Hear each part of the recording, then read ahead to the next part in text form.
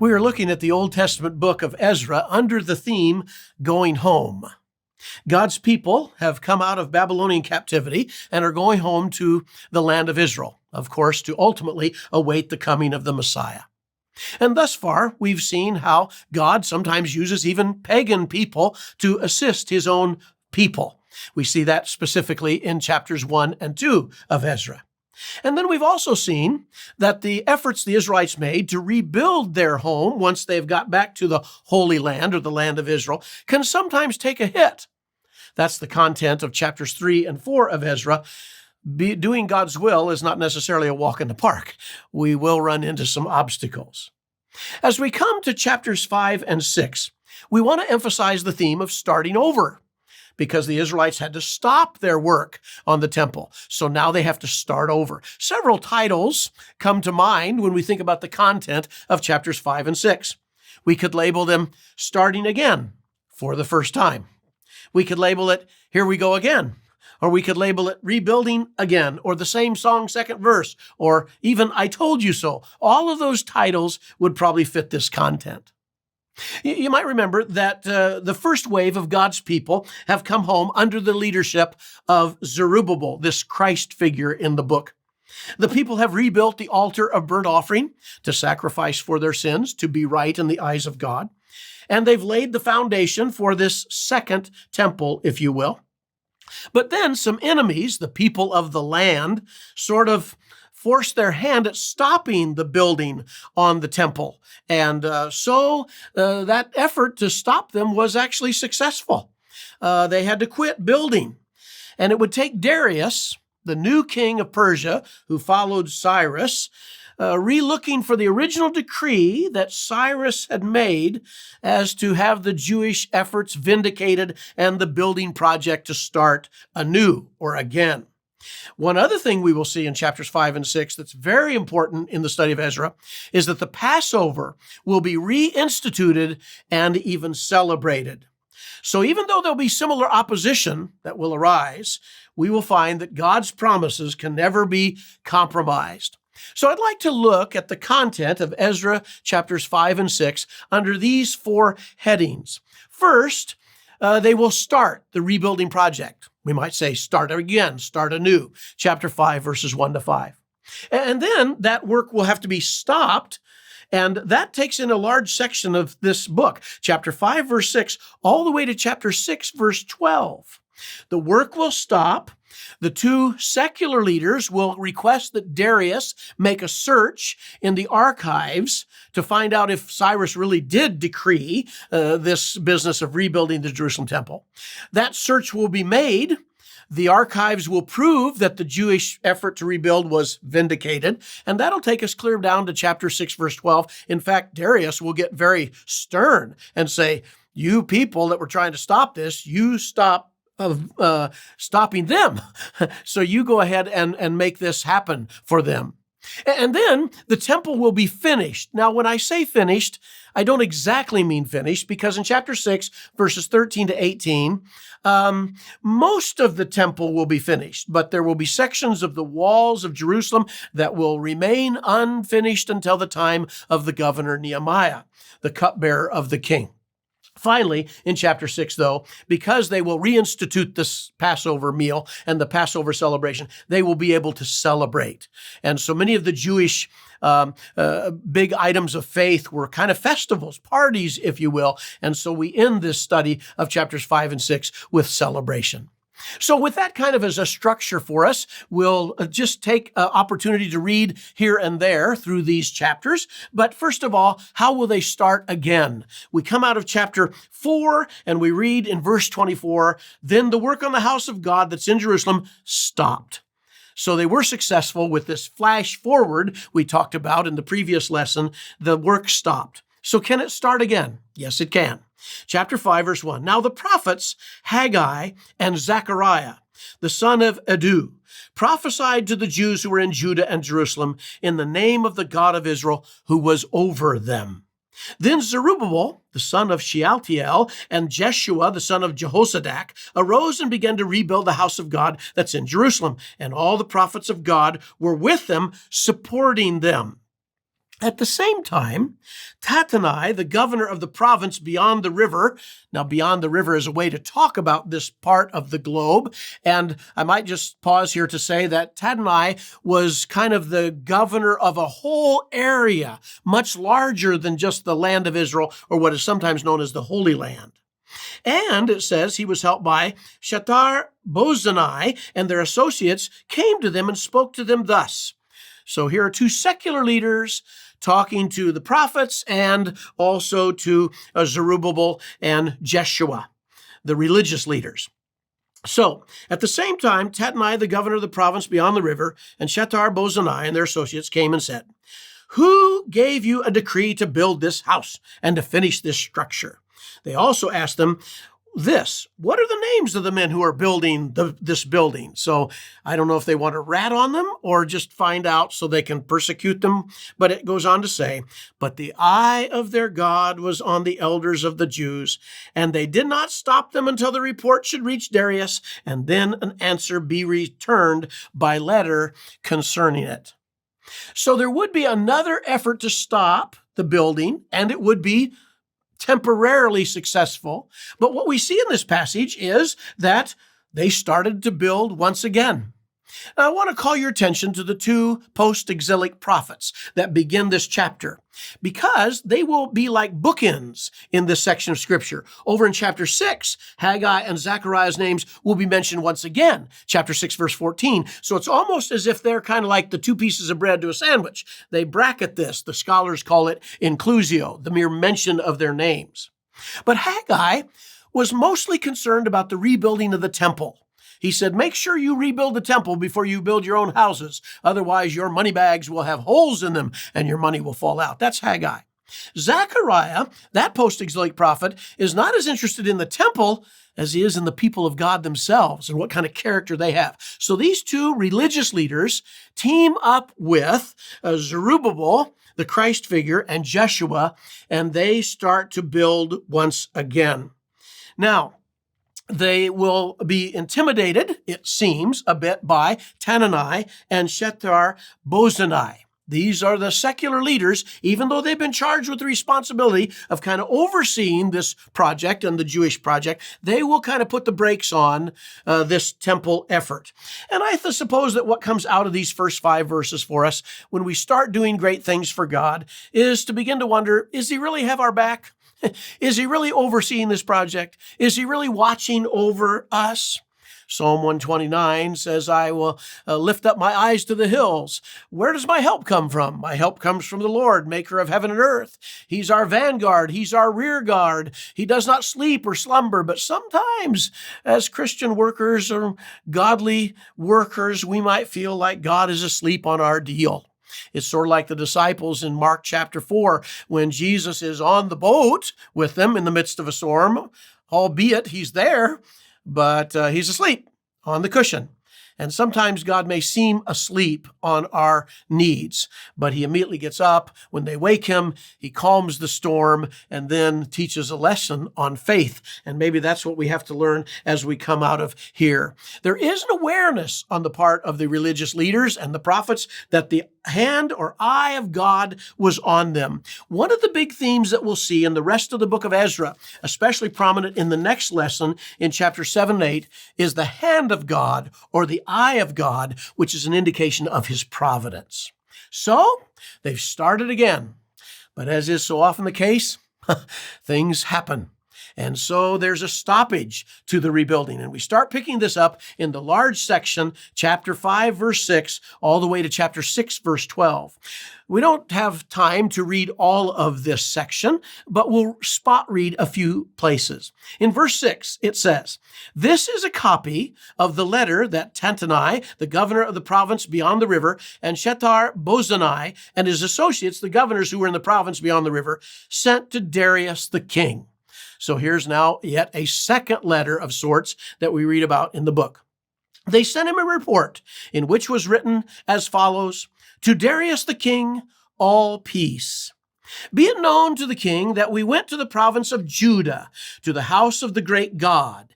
It is being built with huge stones and timber laid in the walls. You might remember they floated that timber down the Mediterranean Sea to Joppa to bring the cedars of Lebanon to build the house of God.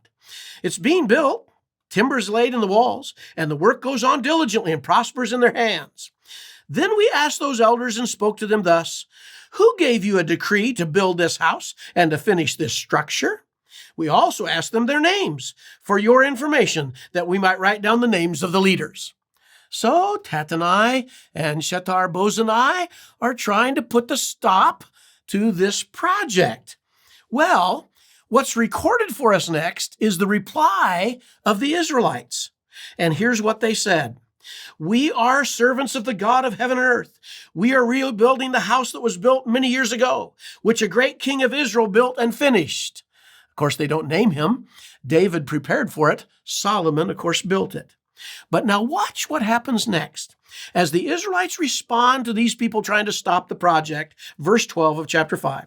But because our fathers had angered the God of heaven, he gave them into the hand of Nebuchadnezzar, king of Babylon, the Chaldean, who destroyed this house and carried away the people to Babylonia. I find it interesting that there's no desire on the part of the Israelites to cover this up. Nope. They emotionally own their sin and the fact that they caused this destruction of their house of worship. It's just that now with the forgiveness in place, as a result of the altar burnt offering and sacrifices being made, their sins had been, as the book of Hebrews tells us, temporarily forgiven, I guess you'd say, until Christ would come. But they're owning their sin. They're willing to say, this is what brought this about. So they say, yeah, we're rebuilding it. And the gold and the silver vessels of the house of God, which Nebuchadnezzar took out, these are the ones we're actually using to finance the project. And that's a material picked up in previous sections of the book of Ezra. Well, we pick it up in verse 16. It says, this then Sheshbazzar came and laid the foundations of the house of God that's in Jerusalem. And from that time until now, it has been building and yet is not finished. Therefore, if it seems good to the king, let a search be made in the royal archives there in Babylon to see whether a decree was issued by Cyrus the king for the rebuilding of this house of God in Jerusalem. And the king send us his pleasure in this matter. In other words, what's happening is the Israelites are agreeing to the stoppage, at least temporarily. And they're saying, okay, if you don't trust us, if you don't believe our word, that this was all in a decree, go search for it. And when chapter 6 begins, that's exactly what's done. They had to briefly stop the work on the temple. And then Darius, we read in chapter 6, verse 1, the king made a decree, and a search was made in Babylonia, in the house of the archives, where the documents were stored. And he even mentions a town, Ecbatana. Ecbatana is the modern city of Hamadan, and Hamadan is about 300 miles northwest of Babylon. And there was a citadel in the province of Media, and a scroll was found. Oh, it's amazing what people, when they dig, can find. One of my friends who's a lawyer said, if there were no minutes, the meeting never happened. Well, there were minutes of this decree of Cyrus that Darius had to kind of find out about. And what follows in this chapter is this very detailed list of what happened. Not only was the decree of Cyrus found, that yes, he had allowed them to go back and rebuild the temple, but the decree even said, you need to pay for the cost from the royal treasury of this rebuilding. Well, that's not what Tattenai and Shethar-bozenai had planned. They were hoping that this would just kind of end up in file 13. They were hoping that this could just be shut down. But sort of like in the book of Esther, where Haman has to parade through the streets, giving praise to Mordecai, who's his enemy, so we find here kind of a similar thing. And we pick up the reading in verse 6. Now, therefore, Tattenai, governor of the province beyond the river, and Shethar-bozenai, and your associates, the governors who are in the province beyond the river, keep away. Let the work of this house of God alone. Let the governor of the Jews, that would be, of course, Zerubbabel, and the elders of the Jews rebuild this house of God on this site. Not only does Darius say that, but skipping down a little later to verse 8, he says, the cost is to be paid to these men in full and without delay from the royal revenue, the tribute of the province from beyond the river. So they're pretty serious about this. In fact, to show you how very serious they are, listen to this, the last part of this section where they were trying to stop the building. Chapter 6, verse 11.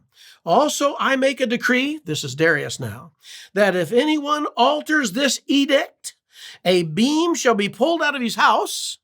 Well, keep in mind how small the houses were. Probably only had one beam. We would think of an I-beam in a house or something like this. And he shall be impaled on it. Sounds like it would hurt. And his house shall be made a dunghill. This is pretty severe language. May the God who has caused his name to dwell there overthrow any king or people who shall put a hand to alter this or to destroy this house of God that's in Jerusalem. I, Darius, make a decree. Let it be done with all diligence. So, the reason we're calling these two chapters going home by starting again is because they start, then they stop, and then because of God's providential watch care in finding just the right archive. It's kind of like in the book of Esther when the king couldn't sleep. He had, a difficult time sleeping one night on just the right night. Same kind of providence is at work here. So we move now to finishing the temple. But again, the finishing has to be qualified a bit in chapter 6, verse 13. Then, according to the word sent by Darius the king, Tadonai, the governor of the province beyond the river, Shethar-bozenai, and their associates did with all diligence what Darius the king had ordered. At least these secular leaders were obedient to their king. And the elders of the Jews built and prospered through the prophesying of Haggai the prophet and Zechariah the son of Edu. They finished building by decree of the God of Israel and by decree of Cyrus and Darius and Artaxerxes, king of Persia. Well, they got all the big leaders in there. And this house was finished. And it even nails it down. You talk about footnoting your material. On the 3rd day of the month of Adar, in the 6th year of the reign of Darius the king.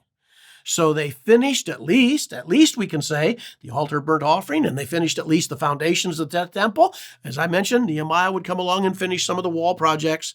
And then we read this, verse 16. And the people of Israel and the priests and the Levites and the rest returned exiles celebrated the dedication of the house of God with joy. We'll see that same theme of joy picked up in Nehemiah chapters 8 and 9. They offered at the dedication of this house of God 100 bulls, 200 rams, 400 lambs, and as a sin offering for all Israel, 12 male goats, according to the number of the tribes of Israel. And they set the priests in their divisions and the Levites in their divisions for the service of God at Jerusalem, as is written in the book of Moses. Now, the only thing to notice here as they finish the temple and have the dedication is that the celebration of sacrifice was significant, but not anything close to when Solomon dedicated it in 1 Kings chapter 8. Thousands and thousands and thousands of animals sacrificed to dedicate the original temple. So we're not doing anything quite on that grand scale. But the Jews are sure glad to be home. And as a result, they celebrate, as this section ends, the Passover. The Passover. Now think about it for just a minute. Because the Passover started when they came out of Egypt. Now they reconstitute the Passover because they're coming out of Babylon. You've got exile and exile. You've got slavery and slavery. And here's where we read it, verse 19. On the 14th day of the first month, the returned exiles kept the Passover. Oh, how long they had longed to do that.